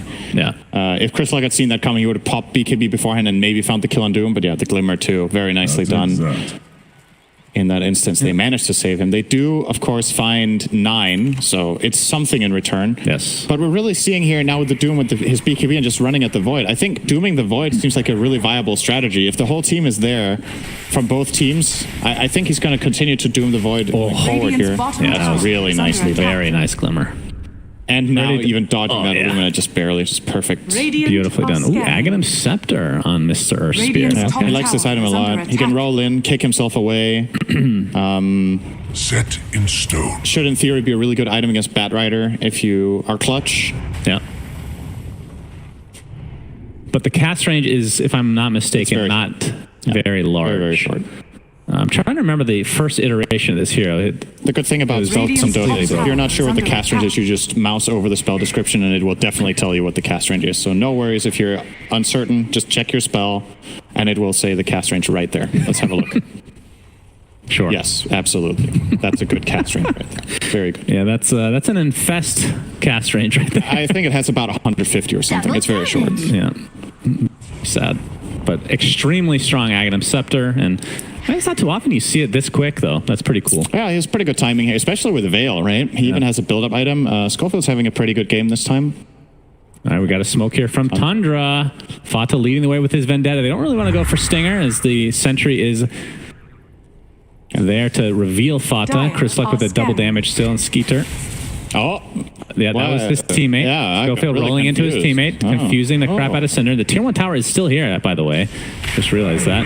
Oh, disruption. A little bit of miscommunication there from Tundra. The focus fire does apply to Fati. He's going to get bursted down by this focus fire. That's just mission failed. We'll get him next time. Yep. Okay. Continuing on. All right, does get the slow. He wants this BKB charge. He's going to get it. Yeah, Chris Luck is here. BKB Jackal shot does not connect. He is in stone form, giving them a little bit of extra time to catch up. And this will be an enormous kill for Beastcoast. So an absolute disastrous smoke gank from Tundra. He's actually going to buy back on Shadow Demon. He doesn't have the Aegis. That's true. He could have BKB TP'd out at any point. They will have this as a bait. 4v5. 33 jumps in, still has his Doom available. He pops the BKB, trying to TP out, but the Chronosphere is there. So this is very sloppy play from Tundra all of a sudden. And Stinger's going to get brought down. They seem a little bit... Yeah. This will be a dieback potentially. Man, Schofield actually owning as he dies, but he sets all this up, Cinder. He sets up all these kills for Tundra. Double kill for Skeeter. They're turning this back down around here. As Whisper attempting to TP out. Looks like he'll be burned down to the ground by 9. And K1 on the run. Rhyming a lot today for some reason. Fata's chasing. See if they have enough to catch now. Doesn't look like it. He's going to spray paint to let him know that he is behind him. They are still... Okay, he had a sentry there. He's going to be fine. Good start. Spike airbase. Okay, I spoke too soon, Cinder, and Flame Break with the Stormhammer. Ends up backtracking a lot of it thanks to that time walk, but they have more than enough damage. So that smoke gank ended up being successful. Yeah, okay. In a roundabout way. This is already quite far into the fight, right? But what has effectively happened until this point is that Skitter at any point could have BKB TP'd out, except against Chrono, right? So he could have BKB TP, forced the Chrono, and then on his second life he can come back with God Strength in his team. But he's obviously scared, especially with the positioning on the map. Like, he's very far away from the towers. It's just slowly but steadily running back, and eventually they get to the tower, his teammates get to help, and there's a buyback. So that worked out really, really well for them, having the Aegis in that play. I mean, I can't even blame them for diving that tower. It looked killing Doom. It looked like a one fight for them. It looked good for sure. Was not to be, though. 9k net worth lead just like that. Make it 10 for Tundra. It is always dangerous to dive a Sven in his tower, though. If you don't have chain lockdown as an Earth Spirit, for example, you're just exposing yourself to getting comboed. Yep, 9 getting focus fire, but there's the lasso. All right. My God, he just vanished. Yeah, the Wind Ranger just absolutely deleted. Stinger, 4 staffs to the low ground. Getting Flame Break back again. Not sure if they have another stun to work with. Skeeter. He has Satanic. He's fine. Yeah, he has He has everything to work with. It's just going to attempt to run away, though. It is 5v4 as 9 with very little mana as the Magnetize is applied. K1, time dilation to fall. Looks like they're going to focus on 9 for now. Well, the Impale is going to keep the Void in place, and here comes Skeeter with that God Strength. And bursting down Stinger very close. One more will do it. And he is just turning on beast mode. Mr. Skeeter. I'm a statue. 12k network lead here for Tundra. And things are looking real good for them to potentially 2-0 this series. And 9 somehow survived that. I don't know how he got out of that. That looked really, really bad for him, but he found a way out with his 21 charges in the tree line. Yeah. And he's going for refresher, by the way. I would also say something we didn't really talk about in this macro strategy of this game at all. I think Sven is a good hero against Void. Like, you can look at it, you can look at the matchup from both perspectives, right? Sven is a really strong carry. You can Chronosphere him, lock him down, and try to kill him. But at the same time, if you don't take Sven out in one swoop, or you are the one getting jumped, this is one of the few carries that can 100-0 Void in a stun, right? So both heroes kind of do well against each other, and then it's all about who gets the jump. And guess what? Tundra have insane vision heroes. They have Batrider, Nyx. They have awesome catch, Doom, which obviously offsets that matchup a lot as well. If you Doom the Void, Sven wins every time. So there's a lot of good things. And for Void, you have to, I would assume, normally you would itemize for Doom or getting like a Lincoln's or something, but it feels really bad to have to go for an item like that because then you just don't do any damage. Yeah, and you still need a BKB this game. Right, it still doesn't fully protect you anyway. There's too many other problems then. So, yeah, it is rough. You saw his quick buy was BKB into Radiant's middle Lincoln's. tower is if you have attack. to buy both, yeah, it feels real bad. It's like the old Weaver days where, oh man, I have to buy both and I just don't do damage the whole game. Schofield. But it is a different time, Cinderin. You know, people farm a lot faster these days, much to your chagrin, you know. You're not a big fan of that, I know. You don't want gold for everybody. You want it to stay at the top 1%, as always. Yes. Puppy and company, they continue to be rich. I want Dota itself to be a metaphor for the prize pool distribution of TI. Oh, no, nobody wants that. You can see the damage here from Skeeter in this last fight. Hey, BKB's just to run away and then kind of resets, God Strengths in, and it comes back in. I love the choice of turning here. This might look simple, but this is really not an easy decision to make, specifically because the Earth Spirit off-screen missed the roll. Yeah. Skeeter has this moment of opportunity to run in and get this double swing, almost instantly kills a Batten. He will get him here. A little bit lucky there, I think, to hit that attack. He was blinded, I believe. So a looked like he was. Maybe it was a javelin proc, actually. Does have javelin. Either way, he's a big boy. Yeah. How much is blinding light blind by?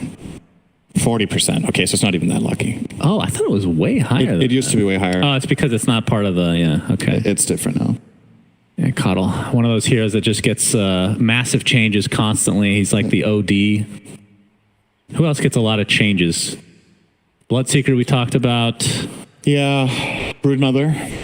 Oh, God. Lately, anyway. It's funny. It's always the heroes nobody wants to play. Isn't that interesting? Yeah, coincidentally, also it's the heroes that nobody wants to play against. That's right, yeah. Except Techies hasn't been redesigned a whole lot. Yeah, that's an anomaly. And then this patch we have Tinker being completely reworked and everyone is hyped and it's just not good. So a lot of people are hyped because of that. I'm hyped because it's just different. Because it's been, for the most part, it's been basically the same hero for like 20 years, right? Yeah. Like I remember back in the day, I don't even remember why this was good, but you'd buy Manta on him. I don't even think they stacked. Why was that good? It's just Manta was just such a stat-wise, such a good item. That is so old school that you remember that. I think that item build was pioneered by, I want to say his nickname was Virot1. He was never really a pro. Whoa! Oh my God! That was a blind one. Did that cancel the TP? Nine has to pop the BKB, but there's the Chronosphere. He got another teammate. Wouldn't be a Beastcoast game without a Chronosphere on an ally. Lasso, double lasso, in fact. But he's taking heavy damage still. Time dilation is not going to do anything since 9 is still BKB. He's actually going to the low ground. Looks like he's going to find out into the arms of Chris as there's the burst damage from Mr. Skeeter. Hello. 1 for 1, but definitely in favor of Beastcoast. But looks like they want to back up here because K1 has basically no mana to speak of. And yeah, Whisper. Down he goes. K1 getting mana burned consistently from Fata. There's the Stormhammer. And more right clicks from Skeeter. Every teammate that comes to help just dies to spend. That's all they're doing. They still have Doom. 33 was mid-animation when Void Time walked, so it is available.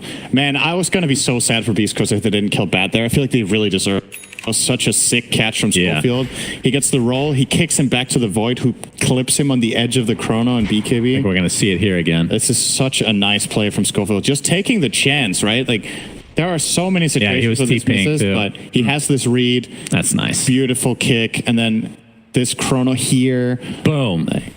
Now, if K1 had damage items, he would have killed him. But unfortunately, he has to buy all this stuff. And this, honestly, this play under pressure from 9 is also just as incredible as the catch, to be honest. That very quick double lasso was super good. But Chris Luck does find him on the buys. A lot of time, though. Oh, looks like we have a team fight here. But there's the Doom applied to K1. Deleted. Goodbye. 80 seconds on the deck. Now, Chris Luck with the focus fire applied to Snake King. But he's going to have to get the hell out of Dodge. He doesn't have enough. As Stinger really wants to kill Snake King or something. Oh, the Tumbler toy. It's actually pretty good on Abaddon because you don't take damage during your ult.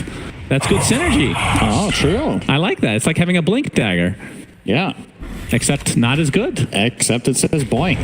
Yeah. All right, well, 21K net worth lead for Tundra. What does Beastcoast have to do? I mean, we established the fact that Void is going for this ultra defensive build, which he kind of has to. So you're not going to have damage for a bit. I mean, you got to hold on to get to that point, I guess. But then you do have a Wind Ranger. Only Maelstrom, BKB, and Blink. If like not a whole lot of damage. Delay the game to say 60 minutes and then find the upgraded pig pole that can roll back time. Then they could go back to minute 0. Why would you want to go back in time if you're losing the whole game? Because you weren't losing minute 0. Oh, you want the minute 0? Yeah. Okay. It's kind of like, what's that called in Harry Potter? Is it the Time Turner? Yeah, that's one of the stupidest parts of that series, by the way. I never liked that. I don't like... I mean, don't read... what's that book afterwards? The 8th book? Harry Potter 8. Yeah, Harry Potter 8. It was just ruined by that mechanic, if you want to call it that. Mechanic? Yeah, time travel ruins a lot of stories. It's just like a very convenient... It's convenient, but it also opens up for so many plot holes, right? Yeah. I guess so. It can solve and create problems all at the same time. Man, it's really going to bother me. I can't think of the name of the 8th book. Right, so Syndrome, please. You're not very cultured. You don't read. You don't watch anything. Dire are scanning. The 8th book. The Cursed Crown. Oh, so the play. Yeah. Oh, what do you mean? Wait, is that actually what it's called? Cursed Crown? No, that's Dark Willow's. I'm sure it's something similar. As we have the last one, the K1 has to pop his BKB. 33 on the sideline right now. Yep, that's on 4 heroes. A huge Illuminate as well. They take out the Shadowleen Nyx as well. Skeeter still doing a lot of damage, though. They have to try and kite him. It's a double buyback now onto Tundra.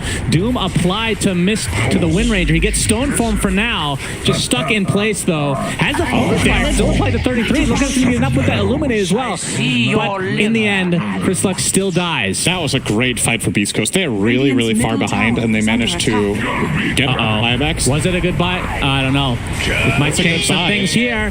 K1, he's in a lot of trouble. Lasso applied. Down he goes. Does have buyback, though, so if they get a little bit too cocky here, they could potentially... Oh, wait, he actually bought something just now. He lost his buyback. As Schofield now getting chased inside his base with his 23k network lead for Tundra. And you see the shackle applied to Skeeter. Chris Luck has that focus fire still going.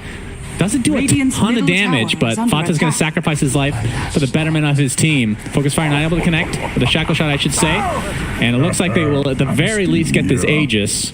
9 is still here. He's regioning up slowly but steadily on the side. Does not have lasso, but there's the flame break and the right clicks onto Chris Luck, and you're seeing that demonic purge, how powerful it is against Wind Ranger as a hero.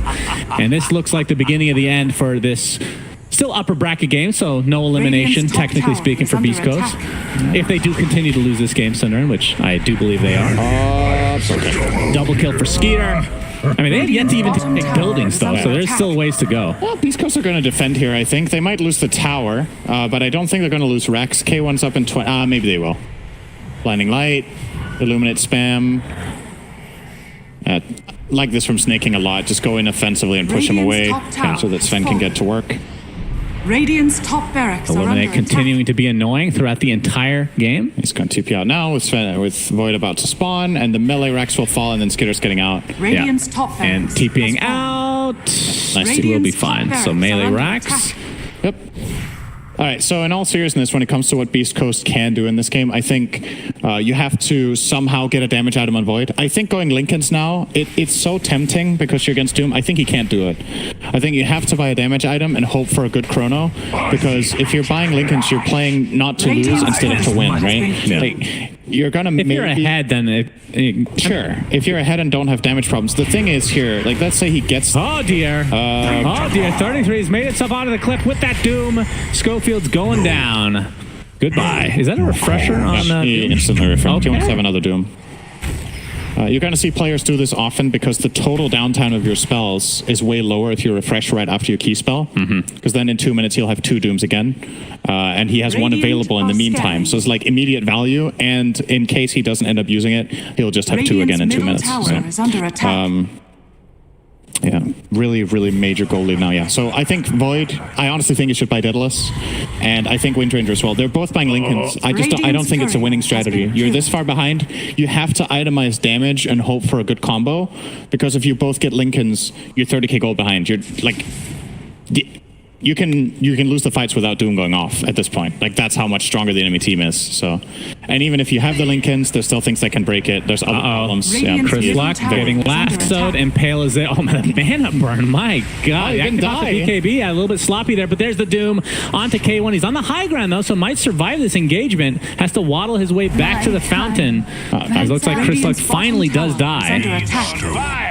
At the very least, well, like you said, the second Doom is not available yet, so I have to wait it out a bit. Yep. They use God Strength as well as Lasso there. So they might chill a bit. There is Refresher available on 9.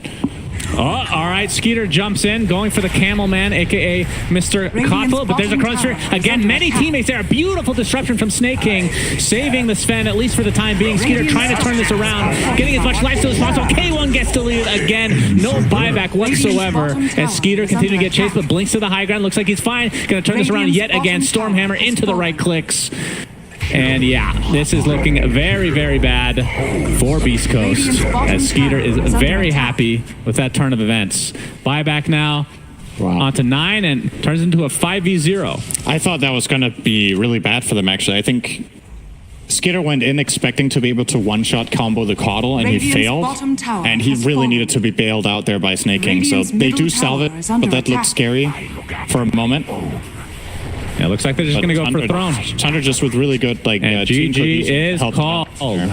Yep. So Tundra take the 2-0. They will face Virtus Pro in the next round.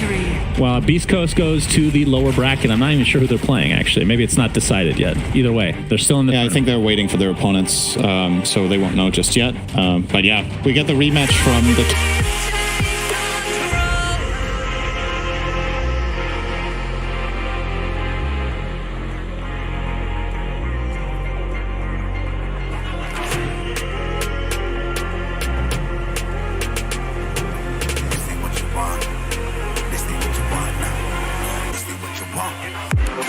Can't put me in a box. I redefine any definition you got. I am the tiger, I'm making steps to the top. The flames, I whip it up, you just gotta hand me the rock. Take a seat, you cannot stand it. All I know, the flow harder than a Scotch bonnet. Don't try study me, you cannot manage. This ain't what you want, bitch, I'm a fucking phenomenon.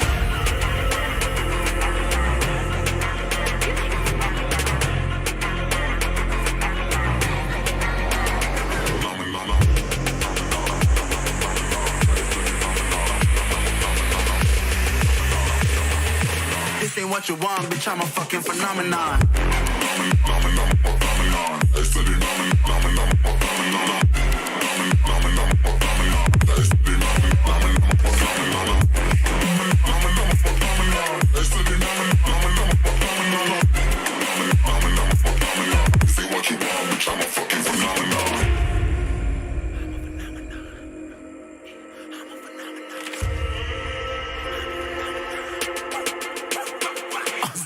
Yeah, you better listen. I'm bringing heat, you'll be a fan when I start rapping. Way I'll have your fucking head spinning. I'm known as spit vicious. Release bombs and go tick tick. Boom, you blow me that head missing. I'm a phenomenon.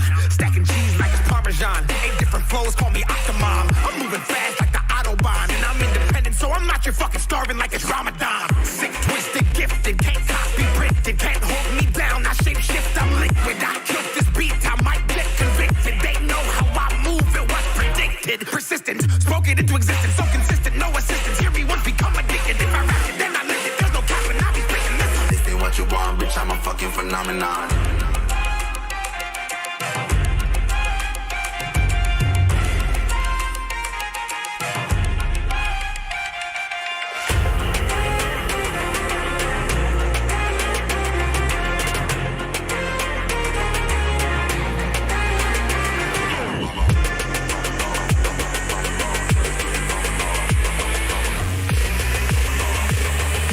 This ain't what you want, bitch, I'm a fucking phenomenon.